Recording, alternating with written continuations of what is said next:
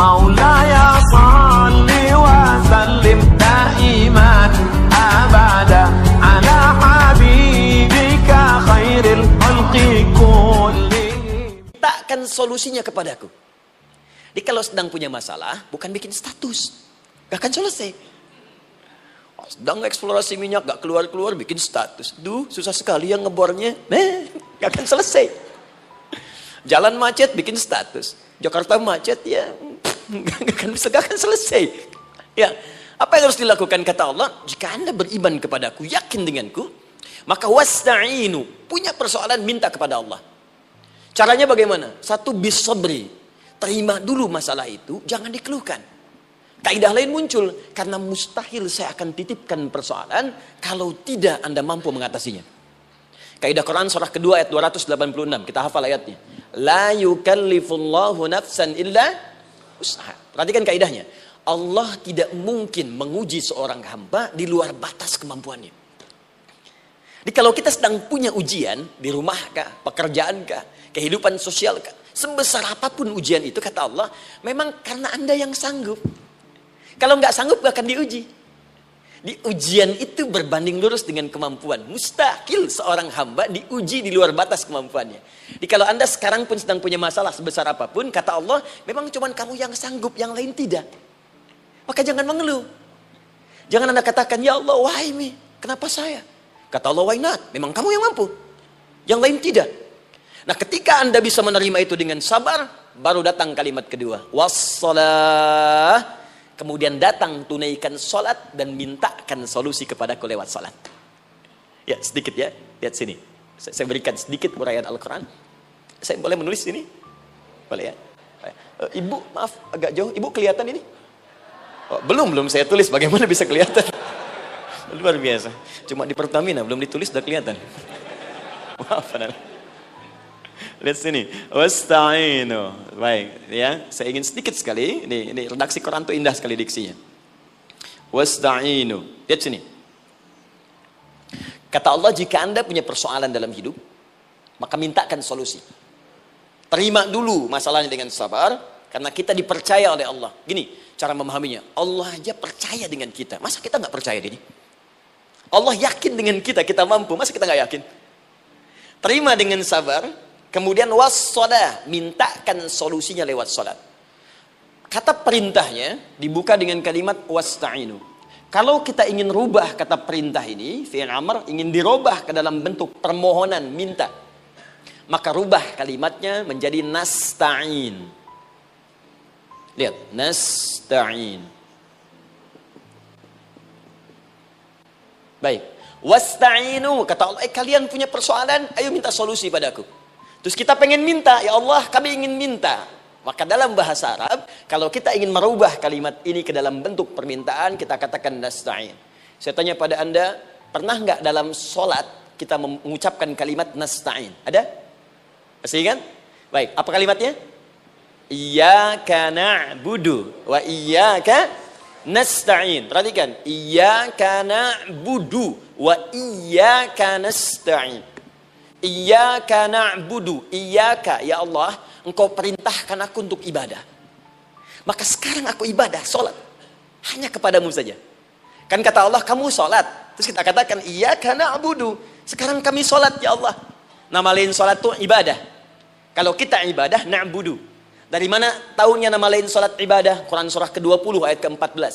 Fa'budni wa aqimis sholat li dzikri. Ibadah kepadaku, caranya sholat. Maka saat sholat kita katakan, iyyaka na'budu. Ya Allah, Engkau perintahkan aku untuk ibadah. Sekarang aku ibadah. Wa iyyaka nasta'in. Dan sekarang aku sedang punya persoalan, ya Allah. Aku punya masalah. Aku punya problem.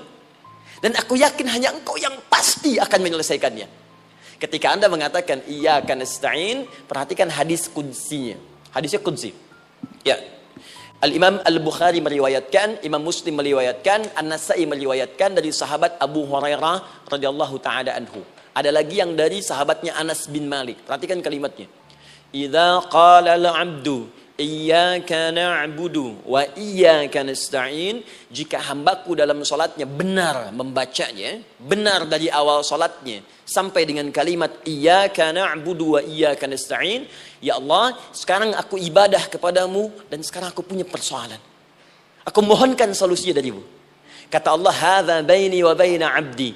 Ini perjanjian antara aku dengan hambaku. Wali 'abdi, hadisnya qudsi. Wali 'abdi, kalau hambaku benar salatnya sampai kalimat ini, masa'alah, apapun yang dia minta sekarang, aku akan kabulkan. Aku akan kabulkan. Pertanyaan saya, berapa di antara kita yang salat sampai detik ini ribuan kali ruku dan sujud yang memanfaatkan momentum ini untuk memohon? Siapa di antara kita yang ketika sholat memohon kepada Allah solusi? Jangan-jangan selama ini sholat itu hanya menjadi formalitas saja. Takbir, ruku, sujud, salam, selesai. Takbir, ruku, sujud, salam, selesai. Padahal Allah sudah menunggu, hambaku, kamu tuh punya masalah apa? Makanya setiap waktu dibagi 5 supaya hidup kita ringan. Subuh ke zuhur punya masalah, zuhur sholat. Begitu kita mohon, tuntas masalah itu. Zuhur ke asar punya persoalan, asar sholat.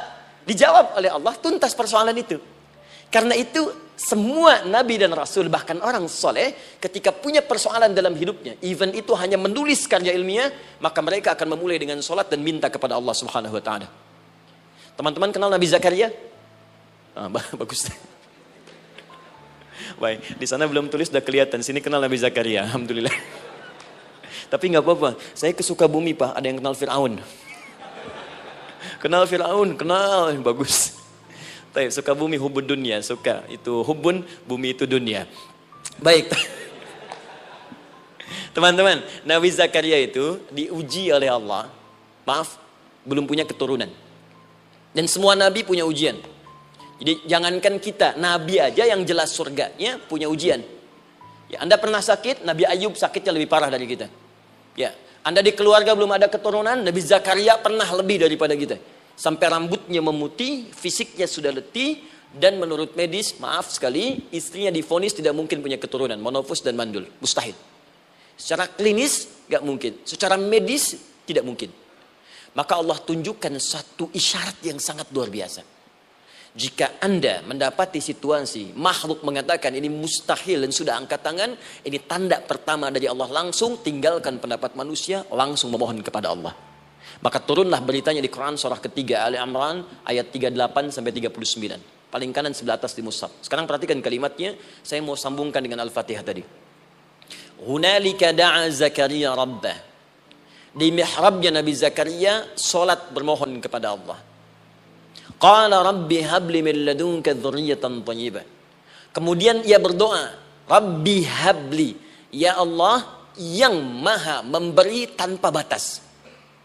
Ini adab pertama, kalau teman-teman mau berdoa, sebut nama Allah sesuai dengan hajat kebutuhan kita. Itu yang disebut dengan Al-Asma'ul Husna. Di Asma'ul Husna itu bukan nama-nama indah yang sekedar dihafal, bukan. Tapi nama yang diberikan oleh Allah sesuai dengan kebutuhan hidup kita. Dalilnya Quran surah ke-17 ayat 110. Ya, paling kanan sebelah atas di mushaf, ke pertengahan. Ya, kata Allah, Qulid Allah. Jika Anda punya persoalan, sebut nama Allah. Allah Awir Rahman atau Ar-Rahman. Ayyamma tad'u, tapi kalau Anda ingin spesifik meminta, falahul asmaul husna. Pilih nama Allah, ia punya nama-nama yang indah sesuai kebutuhan kita. Jadi kalau teman-teman misalnya minta kelancaran rezeki, sebut ya Allah ya Razzaq. Anak mau ujian, ya Allah ya Al-Alim. Di proyek misalnya ada hambatan, ada gangguan, ya Allah ya Al-Jabbar ya Al-Malik. Ingin mudah mengatasi ujian, ya Allah ya Sabar. Minta. Ya, jangan semuanya disebutkan, nanti jadi beban. Ya, Allahumma ya Rahman ya Malik ya Kudus ya Sabar, gitu kan? Yang tadinya nggak punya masalah jadi punya masalah, gitu kan? Pilih salah satu. Nah, jika Anda ingin memohon pada satu hal yang mustahil menurut manusia, maka minta dengan menyebut nama Allah yang memberi tanpa batas, mustahil di dalamnya. Nama Allah tersebut namanya Wahhab. Wahhab. Ya Allah, ya Wahhab. Al-Wahhab. Kalau kita rubah dalam bentuk permintaan, maka singkat kalimatnya dengan hab. Hab. Untuk sendiri habli, untuk banyakkan hablana. Rabbana hablana min azwajina wa dzurriyyatina qurrata a'yun. Nabi Zakaria minta karena sendiri yang mengalami situasi itu, maka beliau katakan, Rabbi habli, ya Allah, habli min ladunka, ya Allah yang tak punya batas dalam pemberian. Mereka mengatakan aku tak akan punya keturunan. Mereka mengatakan mustahil aku punya anak. Dan aku yakin kau memberi batas tanpa memberikan pemberian tanpa batas. Aku mohon darimu saja. Darimu saja. Dzurriyyatan thayyibah, keturunan-keturunan terbaik. Innaka sami'ud du'a. Engkau pasti mendengar doa saya. Kalau pada yang maha memohon saja, maha mendengar saja tidak mengabulkan, lantas kepada siapa lagi aku mesti minta? Tapi poinnya bukan itu. Poinnya adalah, ini disampaikan oleh Nabi Zakaria dalam keadaan sedang sholat. Mesti berdiri dalam sholatnya. Dalam bahasa Arab berdiri disebut dengan qaimun, qaim, berdiri. Sedang sholat disebut dengan yusolli. Perhatikan ayat 39-nya. Fanadathul malaikatu wa huwa qaimun yusolli fil mihrab. Maka seketika ketika doanya selesai dipanjatkan, sholatnya belum selesai.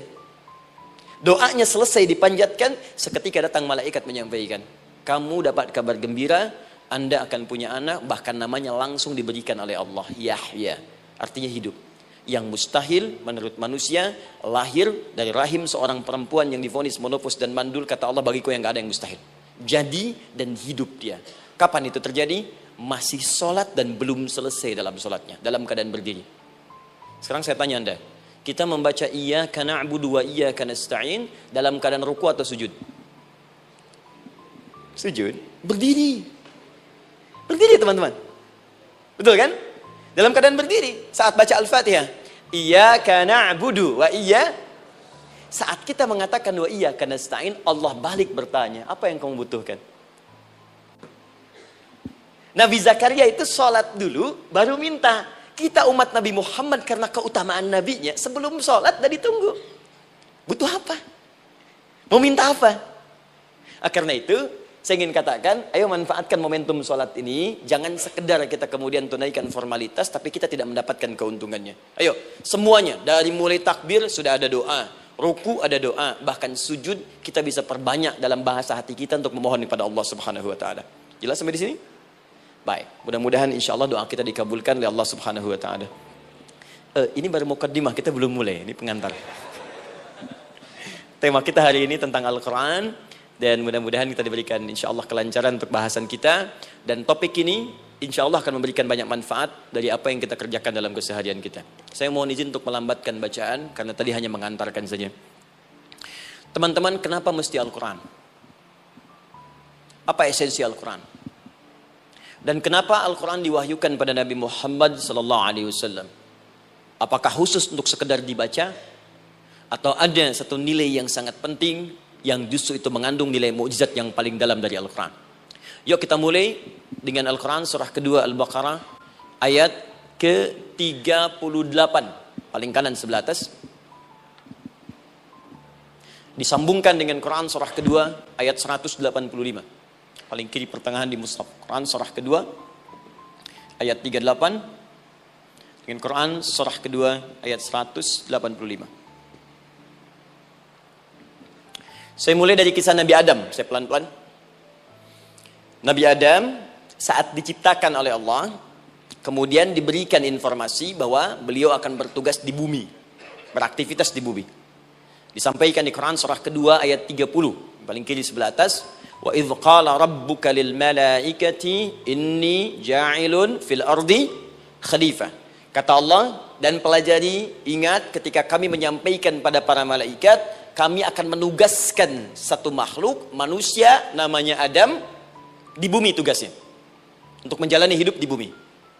Nah, secara singkat, setelah Nabi Adam turun ke bumi, di awal masa bersama Sayyidah Hawa, ya alaihi wassalam, maka ternyata bersamaan dengan turunnya Adam dan Hawa ke bumi itu, mereka berdua dibekali petunjuk. Yang dengan petunjuk itu, ini yang dahsyat. Allah jamin semua aktivitas hidupnya dari mulai yang sederhana sampai yang kompleks, pasti jika diikuti petunjuk ini, dia akan senang menjalaninya dan akan tenang mendapatkan hasilnya. Ya, perhatikan kalimatnya. Quran surah kedua ayat 38. Fokus. Qul nahbitu minha jami'a. Kata Allah, sekarang tiba saatnya. Adam, Hawa, turun kalian ke bumi. Kalau setan kita tinggalkan aja ya. Ini kita bahas Adam dulu. Turun kalian semua ke bumi. Fa imma ya'tiyannakum minni huda. Maka nanti sejak kalian tiba di bumi itu, aku akan turunkan satu petunjuk disebut dengan hudan namanya. Hudan. Fokus. Faman tabi'a hudaya, maka jika Anda dan keturunanmu mengikuti semua detil di petunjuk ini, fala khaufun 'alaihim wala hum yahzanun, maka aku pastikan engkau dan seluruh keturunanmu akan menjalani hidup di muka bumi dengan tenang dan senang. Fala khauf, khauf itu gelisah, takut. Lawan dari takut apa? Tenang. Lawan dari gelisah, tenang. Kata Allah, jika Anda mengikuti tuntunan hidup yang ini, maka saya jamin semua hidupmu tenang. Walahum yahzanun, dan saya pastikan selama hidup di muka bumi itu kalian tidak akan pernah bersedih. Senang. Lawan sedih itu senang. Jadi ternyata kita itu diminta tugas di bumi itu bukan untuk dipersulit. Jadi kalau ada yang hidup sampai saat ini sedih deh, di rumah tangga sedih, di kantor nggak tenang, pasti di antara poinnya bukan nggak mampu senang, tapi boleh jadi yang hidup ini tidak membaca petunjuk kehidupannya. Anda kerja di perusahaan, teman-teman ada yang di Pertamina, ada yang di yang lain. Kalau Anda nggak ikuti petunjuk, kan pekerjaan tidak akan berlangsung dengan nyaman kan?